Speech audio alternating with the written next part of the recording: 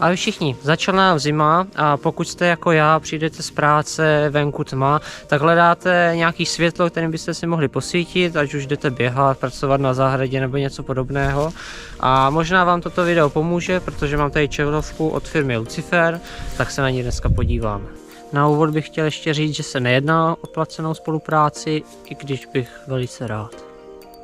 Já jsem dlouho používal tady tu čelovku z Číny, která vydržela docela dlouho, je levná, ale na rozdíl od té Luciferky má nějaký mouchy, nedosvítí tak daleko a ukážeme si pak ještě srovnání v délce dosvitu obou čelovek. Viděl jsem spoustu čelovek od Phoenixu a od dalších výrobců, kteří slibují daleký dosvit, velkou svítivost, ale ve finále, když jsem se třeba díval na nějaký grafy, tak ta svítivost maximální byla třeba jenom ani ne hodinku, třeba půl hodinky, pak ten výkon začal klesat a najednou už ten dosvit nebyl takový. Když se podíváte na stránky výrobce, který najdete dole v popisku videa, tak vyvalíte oči hnedka nad cenovkou, která je tady v tomto případě TL plus varianty 7200 korun. Jsou tam levnější varianty, jsou tam o dost dražší varianty. Jaký je rozdíl mezi těmi variantami? Nejslabší varianta je S2X. Já říkám nejslabší, ale když se podíváte na tu svítivost, na ten dosvit, tak je to jedna z nejlepších čelovek vůbec na trhu.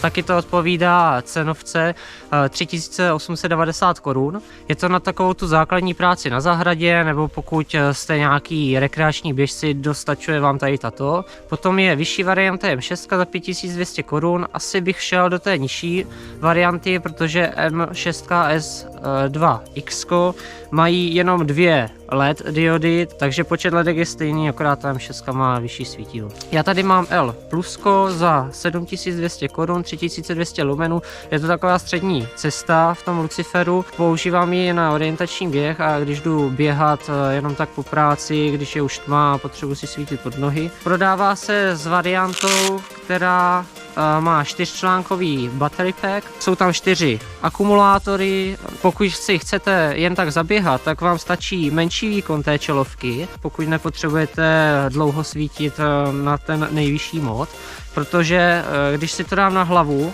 tak ten battery pack je daleko těžší než ta čelovka vepředu, takže se vám to převažuje směrem dozadu a takhle se vám vysouvá nahoru a najednou si nesvítíte pod nohy.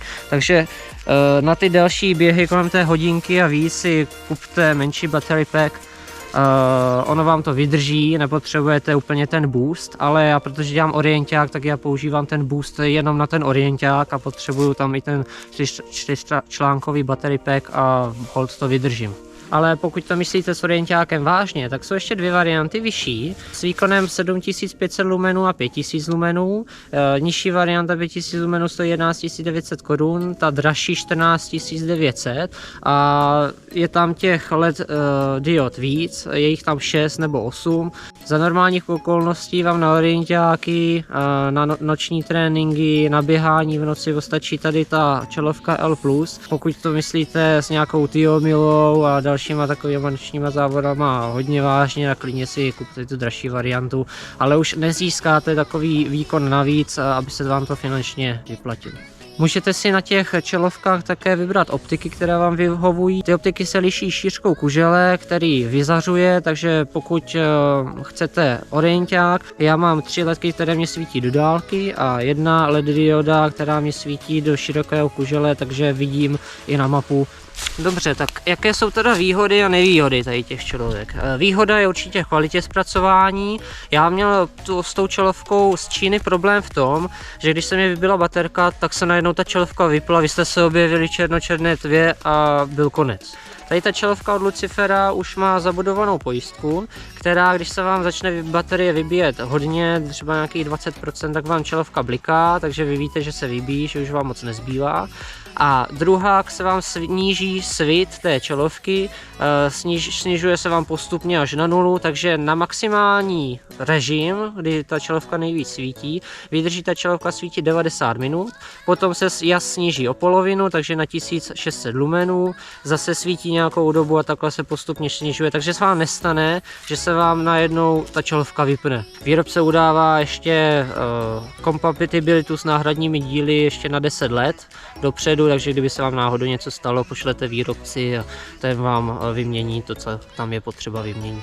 Co se týče nevýhod, tak ten battery pack je docela těžký. Jde to řešit tím, že si koupíte menší battery pack, poloviční, pokud vám dostačuje. Bohužel výrobce už neprodává variantu, že byste si mohli dát ten akumulátor na záda do nějakého batušku nebo za nějaký pásek, který byste si dali okolo pasu a normálně s tím běželi. Takže jediná možnost je si dát do kapsičky ten akumulátor, u běžeckých kalhot třeba. Výrobce vám dodá v balení prodlužovací kabel, takže by to neměl být problém. Lucifer nabízí několik variant režimu, já většinou používám, pokud si jdu jen tak zaběhat, ten druhý nejvyšší režim, a pokud běžím nějaký orienták v noci, tak používám ten nejvyšší režim, protože potřebuju vidět v lese, abych netrefil nějakou větvičku a tak. Přece jenom, když jdete běhat někde po cestě, tak nepotřebujete zase tak moc svítit. Ale dost řečí vás stejně zajímá, jak to svítí v noci, tak se na to pojďme podívat. Tak vítejte v noci, teďka zkusíme, jak svítí Lucifer L+, a potom si porovnáme toho Lucifera i s Čínou. Já používám jako kameru GoPro, takže v noci nečekejte žádný zázraky. Na obrazovce uvidíte, jak ji mám nastavenou. Úplně neuvidíte to, co vidím já v reálu, takže já vám to vždycky popíšu, jestli vidím opravdu to, co je na kameře, nebo trošku něco navíc. Ještě vám tady ukážu obrázek, jak to tady vypadá za dne, abyste měli porovnání, jak to tady ta čelovka osvítí v noci. Lucifer má několik režimů, tady tento je nejslabší, je to na nějaký čtení nebo když sedíte u ohně a hrajete na kytaru. Druhý je tento, třetí tento, čtvrtý tento a na boost to vypadá takhle.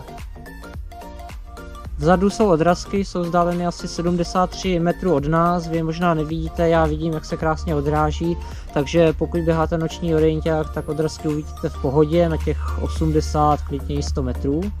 Já vidím ještě u těch odrazek takový obrysy stromů, vy to asi neuvidíte, já to zkusím v počítači zesvětlit, jestli to uvidíte, ale pravděpodobně je tam taková tma, že ta kamera už to nezabere.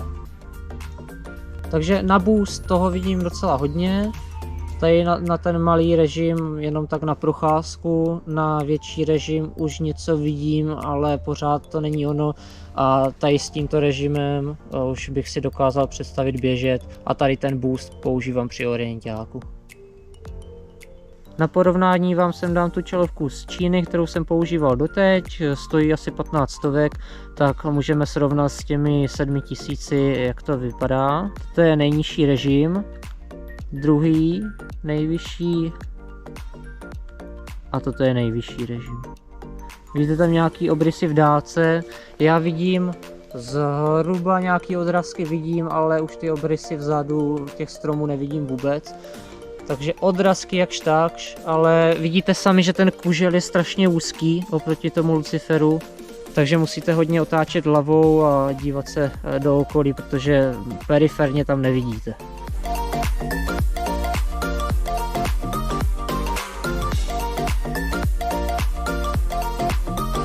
Mapu sebou nemám, ale můžeme se ukázat při chůzi, jak to vypadá ten les při buštimu, tady tom nejvyšším.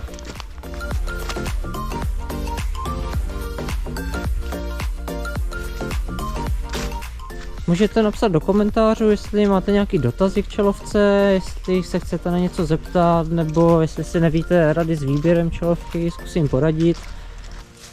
Tak jste viděli záběry z noci a jak to shrnout. Pokud hodláte zítra začít běhat a hledáte nějakou čelovku, abyste mohli běhat v noci, tak bych se asi podíval po nějakých levnějších variantách. Na internetu jich je spousty, v kamenných obchodech je jich spousty, takže vyberte si nějakou levnější, nechoďte tady do těch dražších. A pokud hledáte něco lepšího, tak běžte na stránky Lucifera, podívejte se, určitě si tam vyberete nějakou čelovku, která by vám vyhovovala. Já si osobně ještě pořídím ten menší akumulátor, abych nemusel nosit tady ten 4článkový těžký, když jdu někam si jenom krátce zaběhat, a jinak já jsem spokojený.